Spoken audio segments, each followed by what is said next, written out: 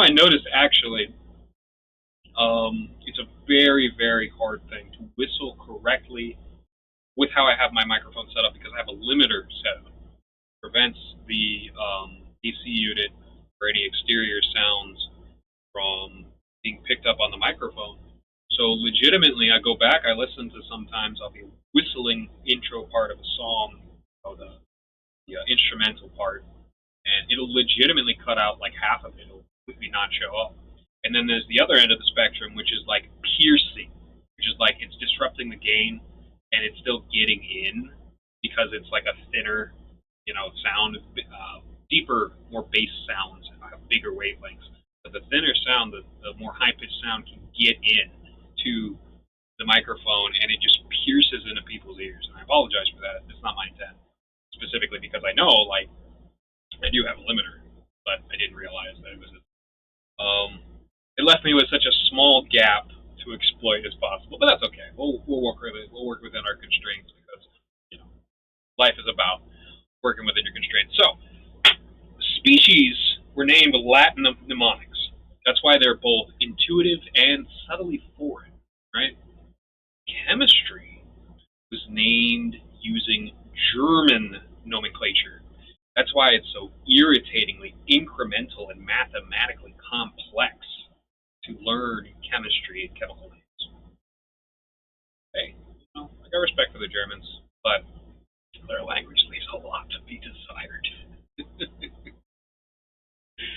I mean, the truth of the matter is the Romans, of which Germany proper, most of Germany proper, I think parts of Bavaria were in the Roman Empire. Germany proper represents the only, and Scandinavia, represents the only parts of Europe that weren't in the Roman Empire. So there's a distinct difference there between the language and the writing, well, mostly the language, because the writing is actually derived from more Latin sources, despite the fact that the runes! Now, those runes, I've thought about that a lot. Like, based on the time period, okay, so you got Chinese runes popping up, Oracle Bone, they're called, 77,500 BC, around there, I'm pretty sure. Turtle shell writing, stuff like that. You got stuff carved in rocks from the Celtic people, 3,500 BC. You got these long lines with dashes in them called Ocham or Olgadin, depending on how you pronounce it, depending on which nomenclature. Depending on if you're using Celtic nomenclature or Germanic nomenclature, it doesn't really matter. Say it how you want, as long as the concept goes, is carried through. And 1,000 years later, you have much, much more complex letter-like German runes. But like when you look at those German runes, and then you look at Ionic, the original Greek language derived from Linear B being the Cretan Minoan language, Linear A being like an undecipherable cipher for probably the Minoan kings and all their projects.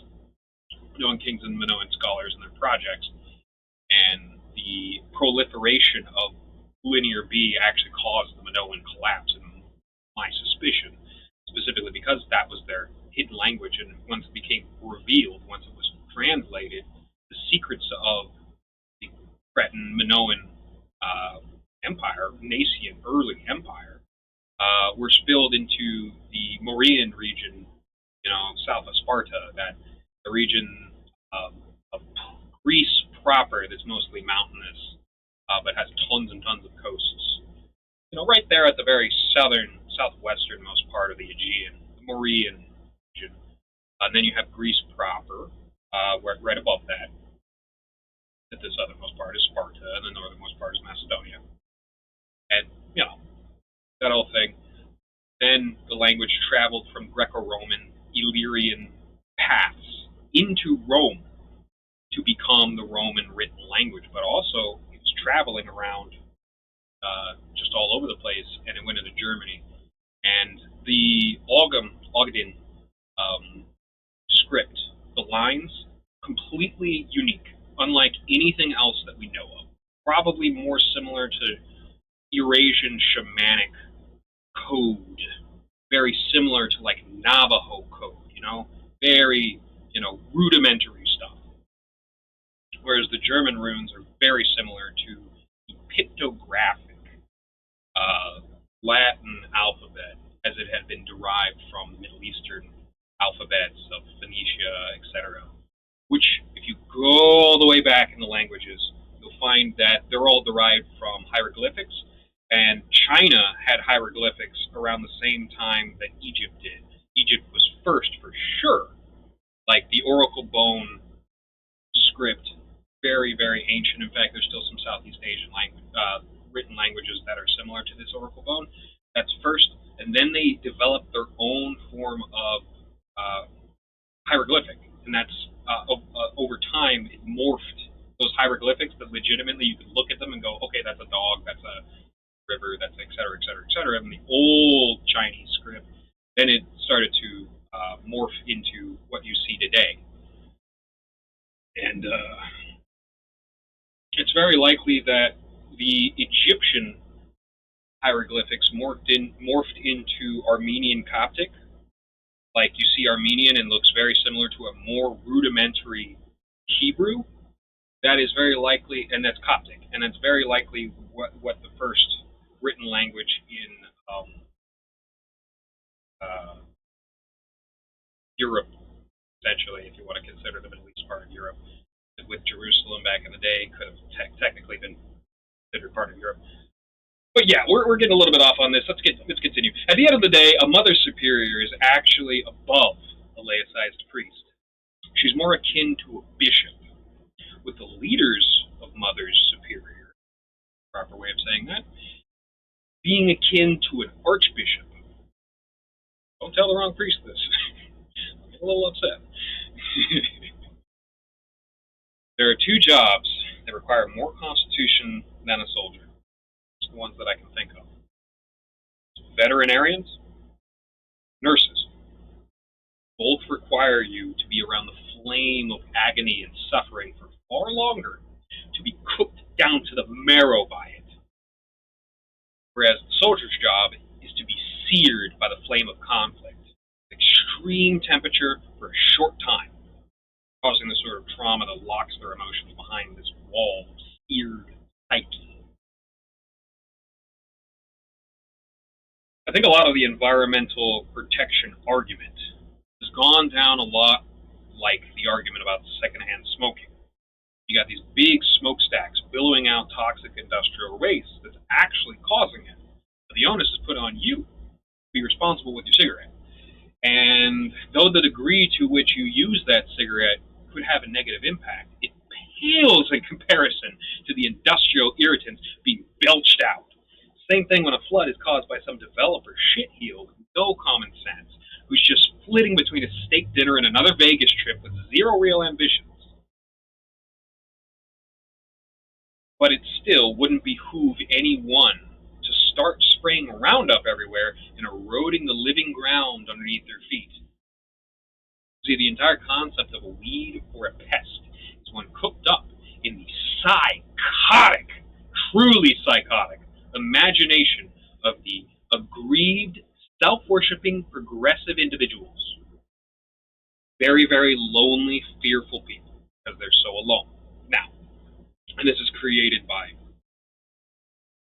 what you would consider to be urban society, not necessarily modern society, but urban society, where everybody has property, and that property is coded to you and your family, and then you get increasingly separated over time, whereas humanity is always meant to have some form of congregation, some form of communion. And if people are devoid of religion or a communal religion, and their religion is entirely individual, then they become more and more atomized, more and more lonely, weaker and weaker, more divided, more easily conquered, controlled. They're already conquered.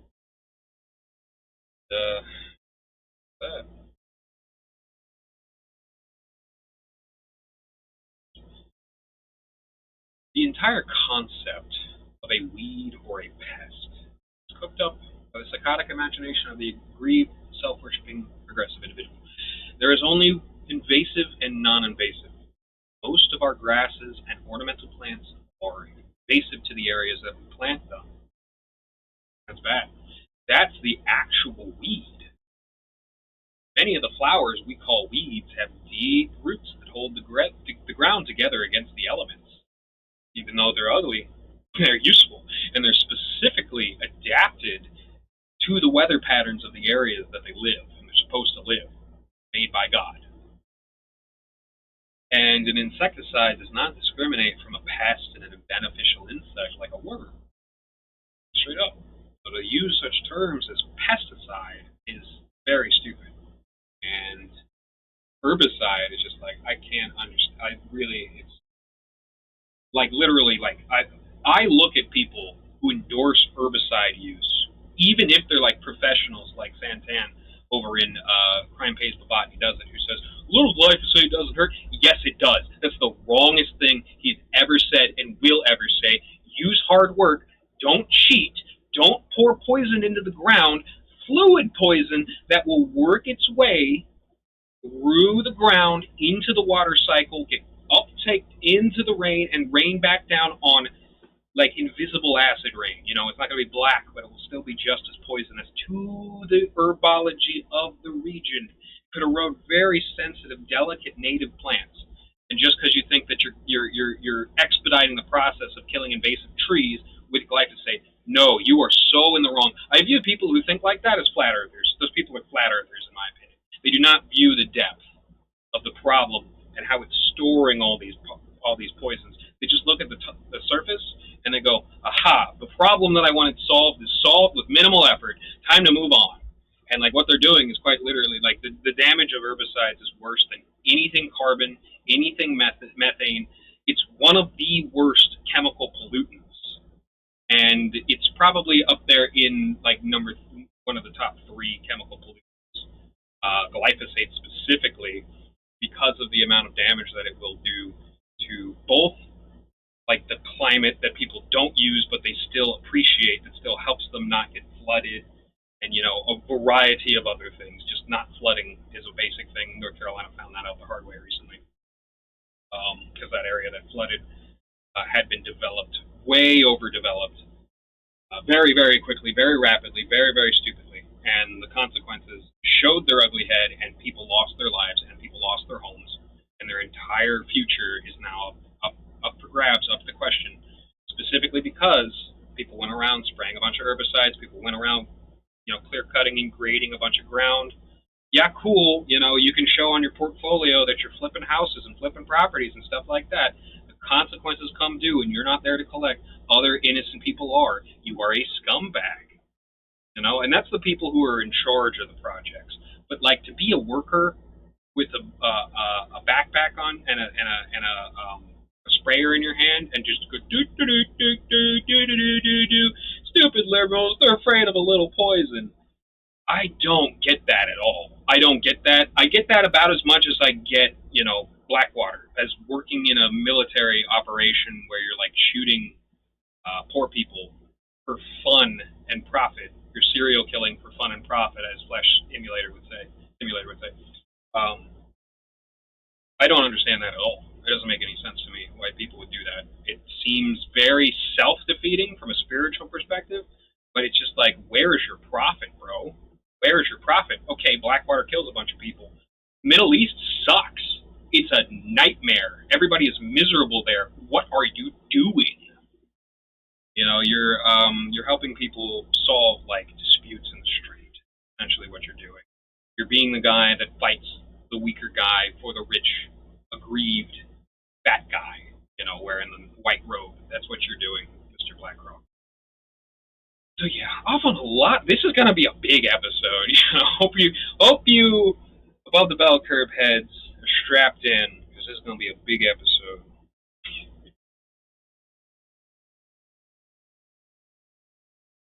Psychopath, someone who has killed their inner child, and a schizophrenic, someone who uses their inner child as counsel. Just a bit of wisdom I picked up from a Confucius Facebook page called Sage Like Wisdom, also on Substack, Confucius. yes, I know. Ironic. The fact that Alexander the Great bowed to Diogenes is extremely telling. I think this actually foretells the coming spiritual hegemony of non-violence that would be embodied by the Bodhisattva. That this knowledge from the East would travel for 2 centuries through Zoroastrian Persia and into ancient Israel, signaling to both King Herod, I'm pretty sure that was the name, and the spirit of nascent Christ, that the time of the Savior was nigh, and Christ was nailed to the Bodhi, just as the Bodhi tree does.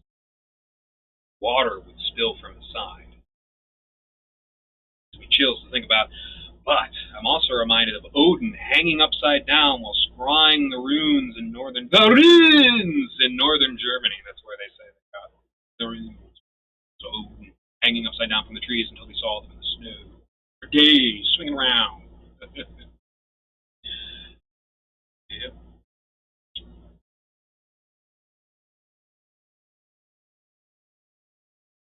I recognize the preternatural archetypal similarities here. The slightly beyond natural aspect that affects the natural processes of our world. There are many self-sacrifices, but Christ's is the highest. There has never been one higher, as though individuals might suffer immensely. Void of ritual and signifiers that consecrate it to a process that can last indefinitely. How many times will we have a noble-born person be the one that really, really, really suffers? Because Christ was born of the lineage of David, the king, the true king of Israel. Christ was a prince of Israel. He gave up his birthright to induce all people into the covenant of God.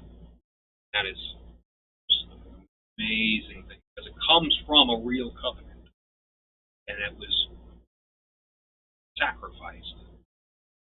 The spirit of Israel, the spirit of David, sacrificed itself for all of humanity. It's already done it. It doesn't need to be done again. It's already been done. So keep that in mind, my friends. Keep that in mind. Like, this process is very important and allows these things to last indefinitely, like how pagan Germans hung people from trees for Odin, and legitimately that's where lynching comes from.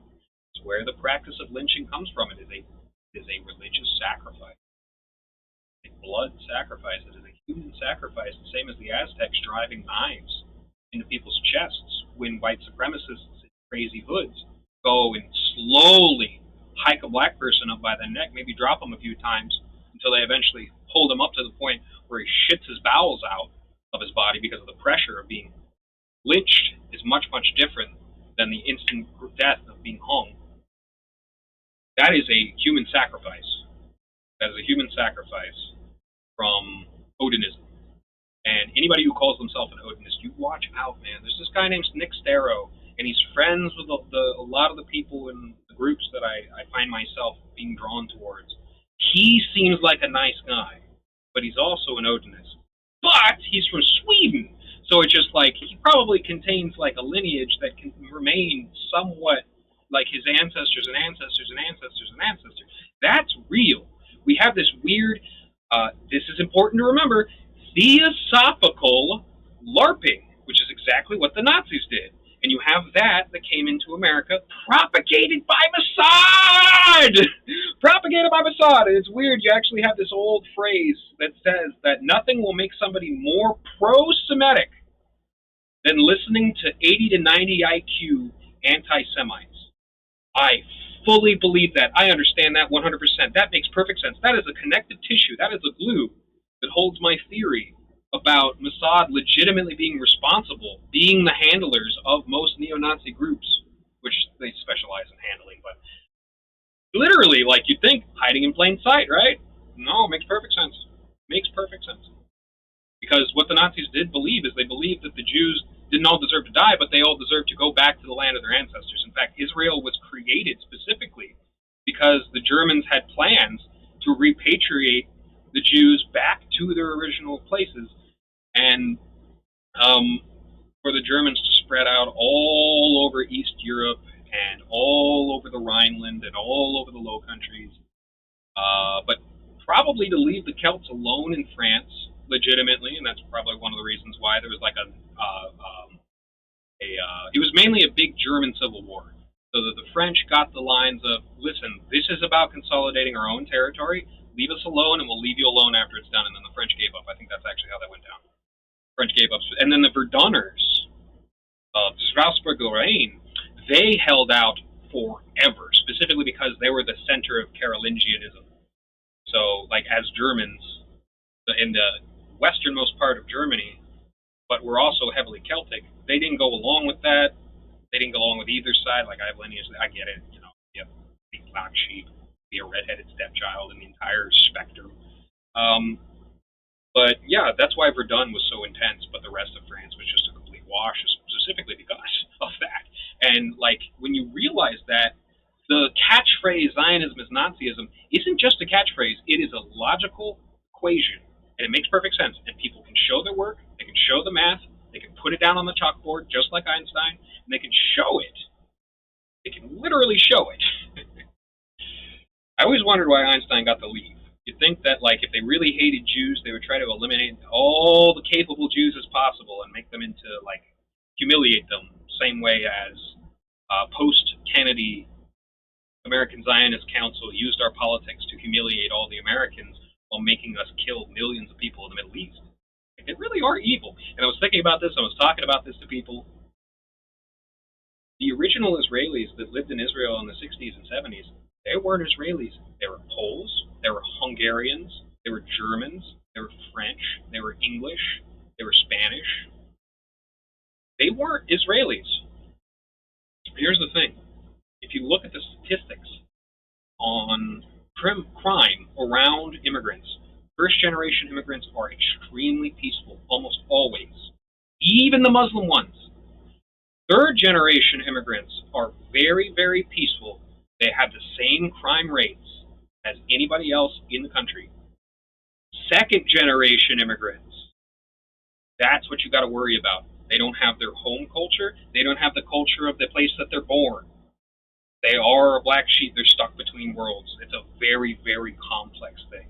Incredibly complex thing. They're not only viewed with distrust by their areas. They're not viewed as one of the people from back home that can't speak the language perfectly and stuff like that. It's a whole mess. And so you have these European people going into Israel. It's peaceful for 20 years. You have these second-generation Israelis coming up. Then violence explodes in the 80s and 90s. Now we're effectively seeing, like, the new third generation of Israelis, what is known as broccoli-haired Zoomers.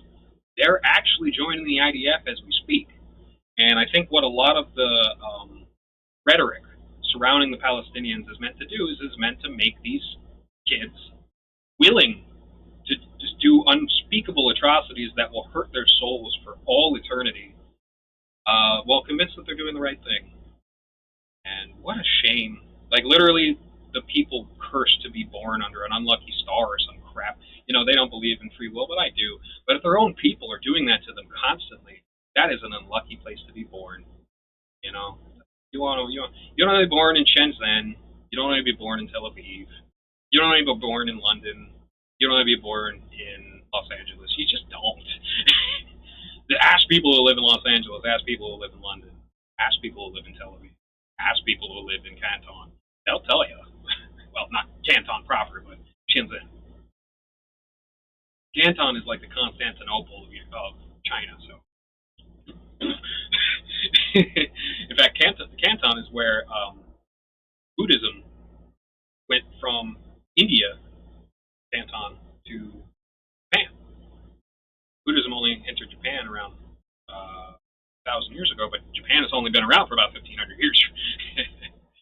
Anyways, let's continue to get on tangent after tangent, because this episode's already going to go long.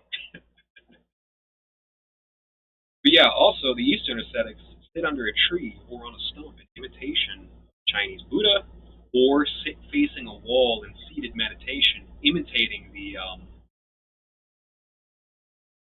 Bodhi that sat in the cave, which is the original Buddha from Hinduism in like 400, 300 BC. There's this Indian guy who sat in a cave, northern Indian guy, like maybe in Nepal, Bengal area. I can't quite remember, but yeah, that's why Tibet is so Buddhist. It's because they consider themselves the home, the original spawning location of Buddhism. A lot how Jerusalem is the original spawning location of Christianity. And how adherents of Mass, Orthodox, Coptic, Catholic, and traditional Protestants, in fact, you see a lot of the Lutheran areas, they're reviving their Catholicism because it was never really, really lost out of the Lutheran tradition. The tradition, not the people, but the tradition. They recreate the Last Supper and remember Christ's sacrifice during the Mass. Now, unfortunately, some of the Protestants, mostly the iconoclastic Catholics, got rid of most of the iconoclastic Calvinists, got rid of everything pertaining to the sacrifice of Christ and just kept the literal torture device and then nothing else. And then like a jam band, something that sounds worse than the Beatles but is just as poppy and annoying. I love the Beatles, but the original album was very poppy, kind of garbagey, but for its time. And then some nice sermon, usually a nice sermon by a nice man who is, takes on the mantle of responsibility for his congregation. But because of the institution and how it was set up by John Calvin, a devilish man, Calvinists are completely devoid of the actual living sacrifice, the continuation of Christ. Really, truly, and that's an unfortunate part because it's not just the message. It's that too. It's a combination of these things that sets it apart from just any jackass on the street. Legitimately, it's legitimately like, why do Protestants care so much about Israel? Because it's in line with the tradition of Christ, the story, the long-term, play, and how it all came together. I don't understand how they can love Zionism, like specifically Zionism. I get how they can love Jews. I don't understand how they can love Zionism and hate Catholicism. I don't get that. Like literally, Zionism comes from Babylon, and that's a big argument that both Black Protestants and Scotch-Irish Protestants use. Is the fact that it's literally Babylon. Rome is Babylon. You hear the same argument coming from rabbis that Rome is Edom and stuff like that. Oh, anything. Like, really, I hate to say it, but, like, the Jewish rabbis are really just excusable when it comes to theology. Just make up whatever. They just make up whatever. To them, it doesn't really care. They don't need to show their work anyways, and that's a big problem, being given such authority without needing to show your work. Like, Catholicism has a lot of redundancies, a lot of inward-facing questions. People are always looking for an answer to a solution. In fact, the scientific method has been alive and well inside of Catholicism since day one, going back to when it was considered just Christianity before it broke apart from Copticism and then broke apart from Orthodoxy, etc., etc.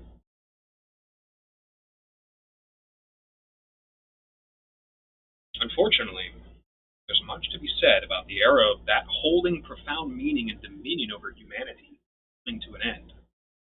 Though some people, like Elon Musk, lie to themselves about this death of God being a good thing, like shedding a skin, we truth-tellers mourn the loss of all that could have been.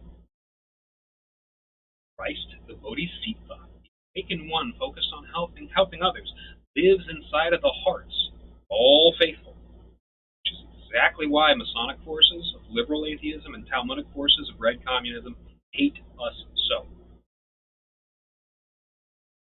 Because, going back to the analogy of the weed, they are the invasive species, we are the natural plant that's supposed to grow there, destined by God. I can't apply that metaphor to the United States. The United States is very, very complex. It has to be viewed as a complex. A lot of people view America as a very simple thing, and God bless them, trying to be patriotic, trying to keep it simple, silly, but America was born in a very complex time, and it has only gotten more and more complex. So we have to be smarter than simplicity and observation. We have to actually learn the history to understand America, and I think that's why historians really they get ahead of the American educational system. They really do. Throughout my entire life, and myself included, I've noticed that the more history is in somebody's repertoire, the better a teacher that they are. Straight up. History repeats itself, you know. And don't learn from it, you're destined. You're doomed to repeat the same problems. Warhammer 40k is such an amazing story. I always find it funny and find it kind of sad that leftists denounce it every time it's brought up. Like, yes, it's fascistic. You're not wrong about that. That's just one of the tools it uses to tell a story, and it fully involves the failings of fascism in full form. Likely better than any other work of fiction that's ever been made.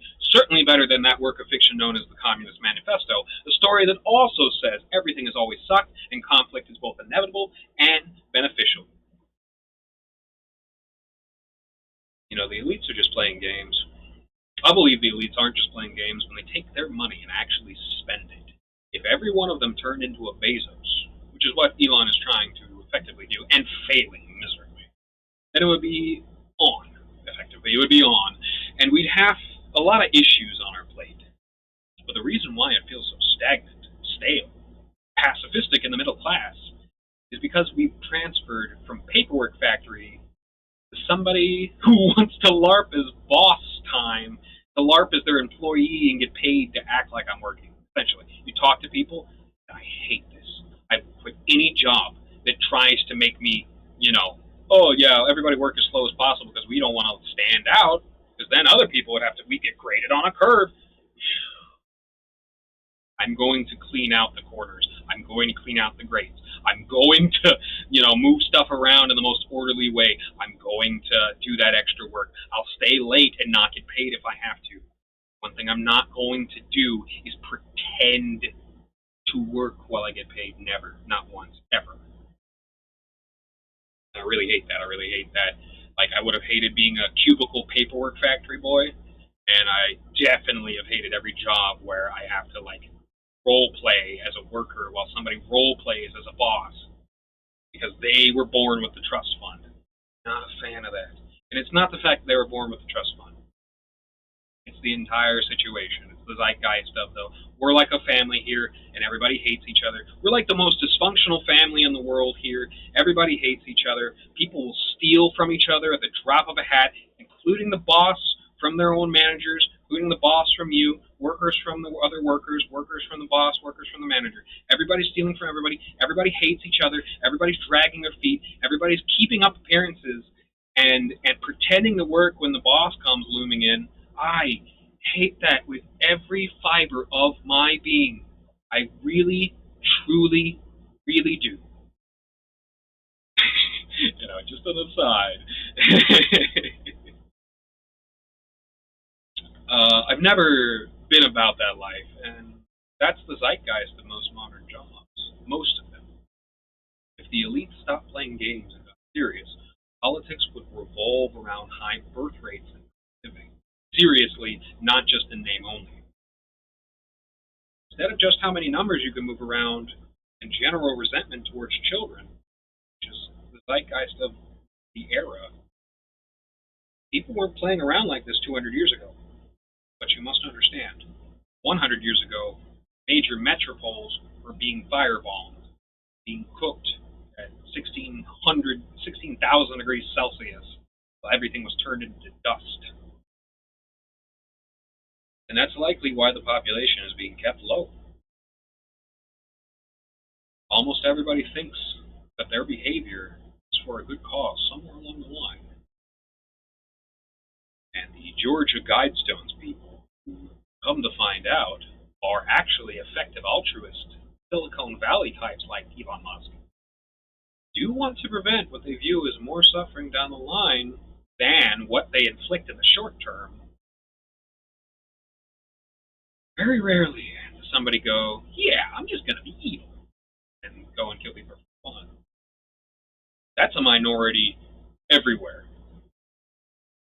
Although there are groups like Blackwater and the IDF that have that evil intention as a mission statement, Most people have an inherent moral compass, cringe away from doing things like dropping white phosphorus on a daycare.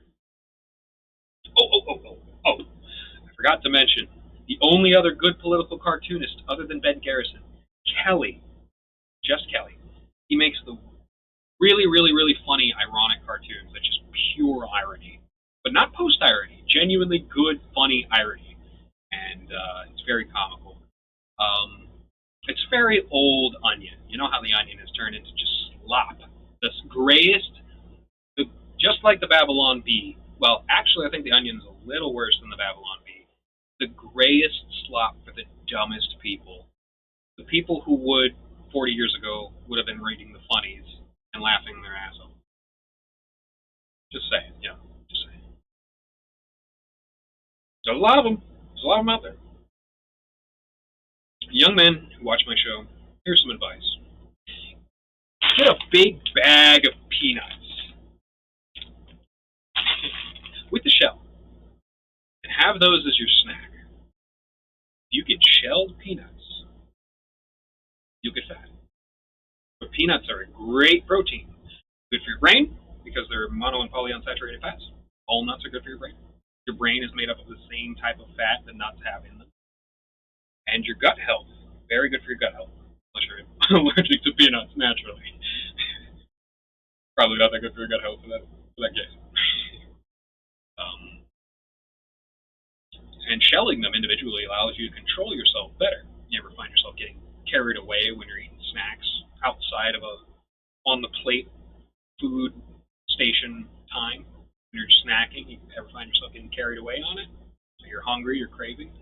Shelling the peanuts, though it's messy, keeps you legitimately on a counter. It keeps you from going overboard and just grabbing fistfuls. Because whenever you do something like eating a snack that you have a large supply of, the first couple of ones are really easy to eat individually, but it's like your tolerance, your enjoyment of the thing starts to go up with every single enjoyment of it. That's everything in life. And drugs are distinct personification of this effect, but it's omnipresent everywhere else, that you'll start reaching for fistfuls of peanuts. Impossible to do when you're shelled. So, some good advice. Gays have the audacity to talk about healthy relationships dynamics between consenting heterosexuals while writing and reading things called toxic yaoi. The existence of the internet will put you back in the closet, I promise. Cut that shit out. Even corporations that want your money are tired of it. Maybe tone it down a few notches. Starting to notice people use terms like deportation porn to describe watching people get arrested and thrown in a vehicle to be taken to a literal extrajudicial concentration camp. Mind you, everything ICE does is extrajudicial because it was set up with the Patriot Act after 9/11. It does not have to abide by the Constitution. This is why there's so many people whinging about the Constitution. While ICE violates the Constitution, it is extrajudicial. It's a lot like the Department of Homeland Security. It does not have to abide by the Constitution, and it's been a project for some many years. Maybe a Heritage Foundation project, I would assume, to erode the Constitution in as many ways as possible. Little, big, medium, across the board ways as possible. And they're getting pretty dang close. It's already gone in Texas and Florida. Completely and utterly gone in Texas. The only way that you have the First Amendment in Texas and Florida is if you exercise it like people have always done, which is outside of the earshot of anybody with any sort of influence. Texas and Florida, if you are a citizen and have a life, and you say anything in criticism of the Israeli government, your life is in jeopardy. Your livelihood could be taken from you, you could be debanked, and you could be depersoned. You can be killed because of the rhetoric surrounding this and how Florida has been turned into an Israeli colony. And southeastern Florida has been turned into an Israeli colony, and it's spreading.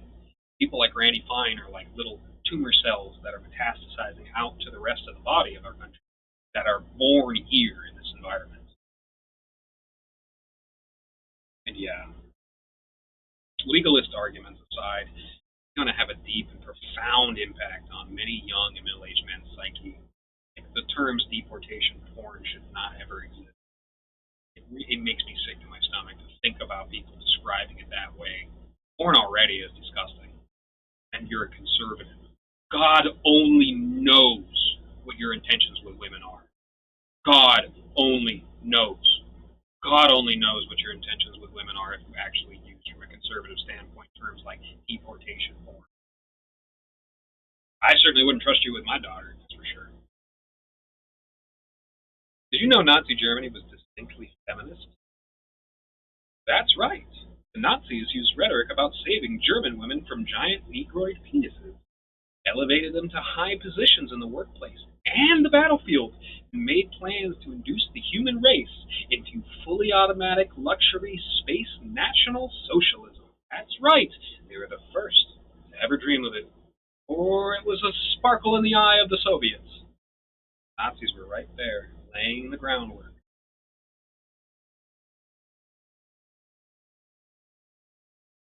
All paid for by the blood of all those who pulled the short straw. Spiraling purity test of the imaginary race of the Aryan. Oh well. Everybody has a wonderful month of the Sacred Heart of Christ. Sacred Heart of Jesus, have mercy on us. Mother Mary, mercy on us. God, Heavenly Father,